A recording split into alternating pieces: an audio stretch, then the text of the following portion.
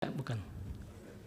Asumsi doang, berarti asumsi majelis ya. Makasih. Bismillahirrahmanirrahim. Assalamualaikum warahmatullahi wabarakatuh. Yang mulia Ketua Mahkamah Konstitusi, yang mulia para hakim konstitusi, pemohon dan kuasa hukumnya, termohon dan kuasa hukumnya, dan pihak terkait. Izinkan saya berdiri di sini sebagai ahli, khususnya bidang keahlian saya adalah bidang IT dan digital forensik. Silakan lanjut. Inti poin yang ingin kami sampaikan itu adalah beberapa hal, bahwa sesungguhnya Sirekap adalah bagian dari komitmen KPU dalam hal penggunaan teknologi informasi untuk mendukung terpenuhinya prinsip-prinsip dasar demokrasi pemilu dalam bentuk keadilan, transparansi, akuntabilitas. Kemudian seharusnya kualitas dan keadaan teknologi yang digunakan dalam proses pemilu, baik sebagai alat utama ataupun sebagai alat bantu, harus dibangun dengan standar kualitas yang tinggi. Kemudian, namun di dalam implementasinya, kami melihat bahwa Sirekap dalam pemilu 2024 ini tidak memenuhi kualifikasi sebagai sistem yang kredibel, sesuai dengan yang diharapkan. Implementasi Sirekap di lapangan memuat banyak keganjilan, yang mengarah kepada terfasilitasinya kecurangan dalam pemilu. Dalam hal ini KPU sudah lama menerapkan digitalisasi berbasis teknologi informasi dalam beberapa siklus pemilu sebelumnya. Namun selalu timbul permasalahan dalam implementasinya sehingga bisa menimbulkan kecurigaan bahwa jangan-jangan sistem IT dalam proses pemilu digunakan untuk sarana kecurangan. KPU telah menyebut bahwa Sirekap sebagai alat bantu untuk hitung suara pemilu. Tapi dalam persepsi teknologi informasi, sistem informasi, Sirekap seharusnya menjadi alat utama untuk validasi dokumen sebagaimana telah diimplementasikan oleh banyak negara. Penggunaan Sirekap adalah langkah utama untuk menjaga integritas pemilu, juga untuk mempercepat verifikasi dokumen dan memudahkan akses terhadap data. Beberapa hal terkait dengan Sirekap juga, bahwa walaupun sebagai penyataan sebagai alat bantu ini, sebenarnya kami melihat itu sebagai sisi aspek hukum, karena kalau dari sisi teknologi seharusnya Sirekap adalah alat utama, karena di dalam Sirekap itulah semua data terkait dengan rekapitulasi tersedia, dan juga menjadi alat untuk publikasi sebagai bahan transparansi kepada publik. Nah, dalam melakukan analisis ataupun juga menyampaikan beberapa keganjilan, kami mengambil pola pandang sebagai ahli forensik, ya, bahwa dalam forensik itu kalau melihat sesuatu, kita melihat gejala, kemudian selepas itu kita melihat analisa. Dalam hal ini, next, kami melihat ada beberapa hal yang kami sampaikan sebagai identifikasi, bahwa ada fakta-fakta di lapangan yang kami tangkap tanpa ada analisis tertentu dengan teknologi informasinya. Kemudian juga ada beberapa keganjilan yang kami identifikasi dari sistem informasi pemilu itu sendiri, ya, terdiri daripada analisa mengenai DPT yang disampaikan kepada para partai, kemudian juga terkait dengan mobile apps-nya, terkait dengan back-end, front-end, atau portal pemilu itu sendiri, serta beberapa identifikasi yang kami temukan terkait dengan form C hasil. Nah, salah satu fakta di lapangan itu adalah banyaknya masukan, kemudian juga laporan dari masyarakat terkait dengan berbagai macam keganjilan, kejanggalan implementasi Sirekap, ya, dari mulai kesalahan hitung, angka yang tidak akurat, ya, kemudian penjumlahan dan berbagai hal terkait dengan fakta di lapangan. Kemudian juga kami melihat tampilan Sirekap itu sendiri, ya. Jadi kalau dalam catatan kami berdasarkan web arsip, pertama kali tampilan data Sirekap itu adalah pada hari pencoblosan itu 14 Februari jam 18.30.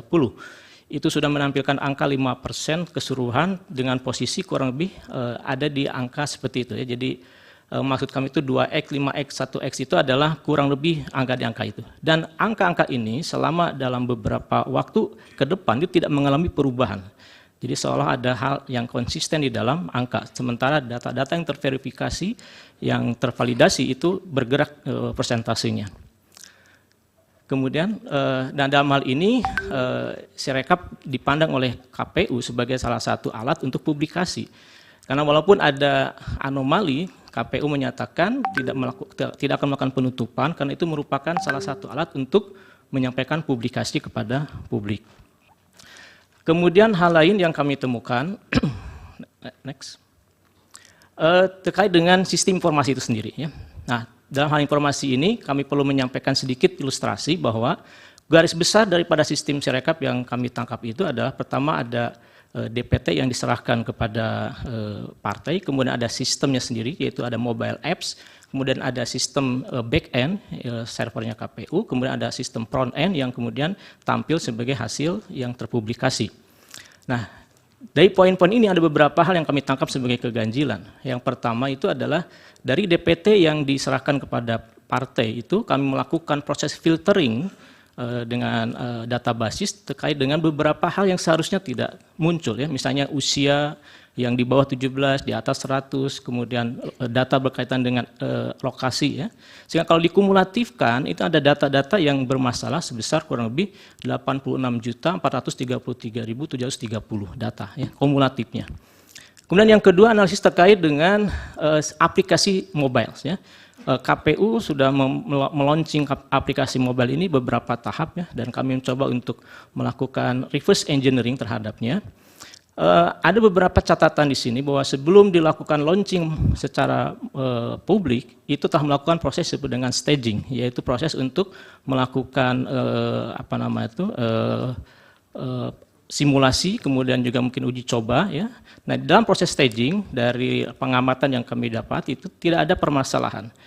Tetapi kemudian ketika dilakukan proses penyebaran ataupun pengeluaran kepada publik, ya, production, itu mulai muncul beberapa indikasi, ya, yang mencurigakan. Antara lain itu bahwa pada staging awal, ya, ketika dilakukan uji coba, itu masih tercatat bahwa satu akun user yang diwakili oleh username, email maupun password itu hanya dimiliki oleh KPPS dan KPK atau PPK, ya.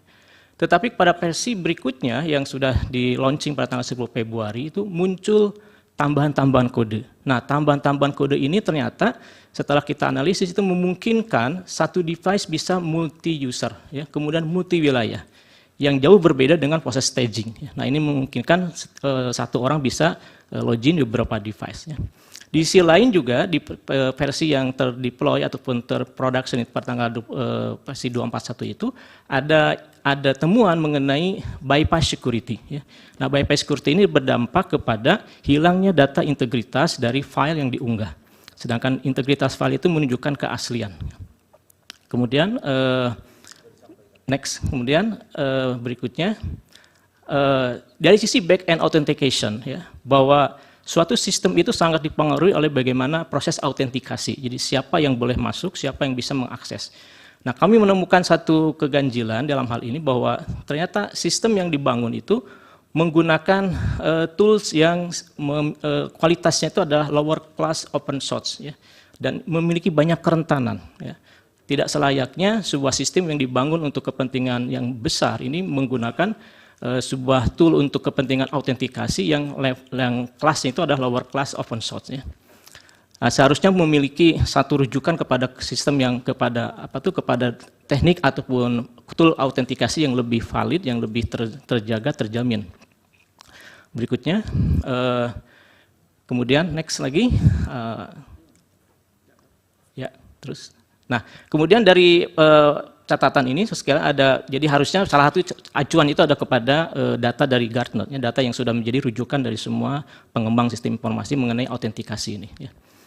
Berikutnya kemudian salah satunya itu adalah kerentanan, ya. Jadi kami melihat bahwa sistem autentikasi dari Sirekap ini memiliki kerentanan, terbukti dari bahwa aplikasi yang digunakan yaitu Keylog itu ternyata memiliki CVE. CVE itu adalah sebuah modul kerentanan yang terpublikasi yang harus segera ditutup, ya, tapi masih digunakan gitu, ya.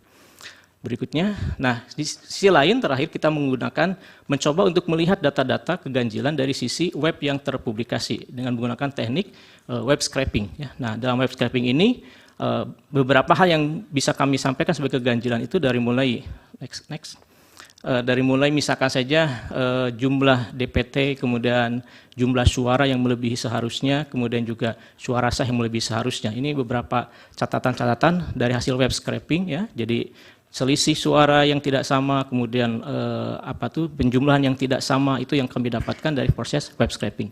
Berikutnya. Kemudian pada tanggal 27 Februari itu KPU menyatakan bahwa mereka melakukan koreksi terhadap 154.000 data TPS ya. Tetapi yang agak mencurigakan ataupun ada keganjilan itu adalah proses koreksi itu tidak berdampak pada angka persentase gitu. Seharusnya dengan sekian banyak koreksi itu setidaknya ada fluktuatif data yang nampak juga dari publikasinya.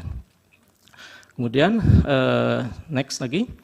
Dan salah satu yang terakhir yang kami identifikasi sebagai ganjalan itu adalah ketika kami mencoba untuk melihat data yang kami download, yaitu C1 hasil, dan dari proses identifikasi mengenai data tersebut, salah satunya yang mencurigakan kami itu adalah terkait dengan ada nama yang sama ternyata tanda tangannya berbeda ya. Itu bisa terlihat dari ketika kita mendownload data C1 hasil tersebut itu kita kemudian verifikasi nilainya ataupun tanda tangannya.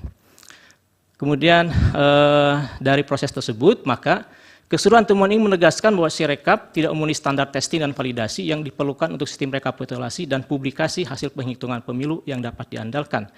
Nah, kondisi ini dibuktikan dengan banyaknya kelemahan dalam keamanan, integritas, dan kehandalan sistem yang berdampak pada terfasilitasinya kecurangan dan akan mengganggu integritas proses pemilu secara keseluruhan. Saya kira itu yang mulia sebagai gambaran mengenai paparan kami mengenai beberapa isu mengenai keganjilan yang dapat kami tangkap dari implementasi Sirekap. Terima kasih. Pak Yudi, dari kuasa hukum ada yang mulia. Terima kasih. Soal Sirekap ini kadang-kadang sering dikecilkan sebagai hanya alat bantu. Tetapi kita tahu bahwa KPU tidak mau digital forensik dan kemudian mengeluarkan peraturan KPU yang mengecualikan Sirekap ini sebagai informasi yang dikecualikan. Ini fakta yang menarik. Kemudian dari diskusi Sirekap dan juga pemaparan ahli, kita tahu bahwa banyak sekali masalah dengan Sirekap ini. Ada temuan misalnya 154.541